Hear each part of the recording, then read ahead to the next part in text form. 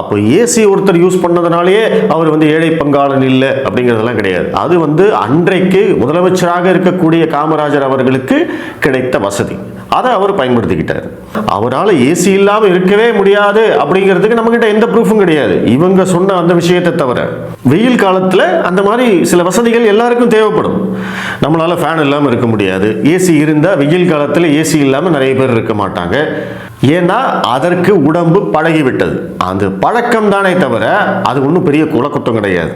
ஆனால் இங்கே எம்பி சிவா பேசுனதில் கவனிக்க வேண்டிய விஷயம் என்ன? ஏசி இல்லாம காமராஜரால் இருக்க முடியல அப்படிங்கிறதுனால கருணாநிதி தான் ஏசி வாங்கி கொடுத்தாருன்னு கருணாநிதியை முன்னிலைப்படுத்துறாரு இல்லையா? அதுதான் இங்க பிரச்சனை.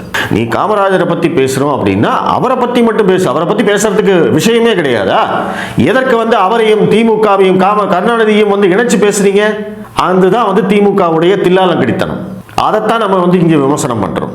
எவ்வளவு நல்ல விஷயங்கள் செஞ்சிருக்காரு, எப்படிப்பட்ட மனிதராக வாழ்ந்திருக்கிறார், அவரை பத்தி பேசணும் அப்படின்னா அந்த இடத்துல வந்து நீங்க கருணாநிதியை நுழைச்சு நாங்க அப்படி பண்ணோம் இப்படி பண்ணோம் அப்படின்னு அப்ப கூட வந்து சுய புராணம் சுய பெருமையை தான் தேடிக்கிறாங்களே தவிர இவங்க வந்து காமராஜருக்கு கிடைக்க வேண்டிய அந்த உரிய மரியாதையை இவங்க கொடுக்கறதே கிடையாது. அப்ப இந்த இடத்துல என்ன ஆகுது?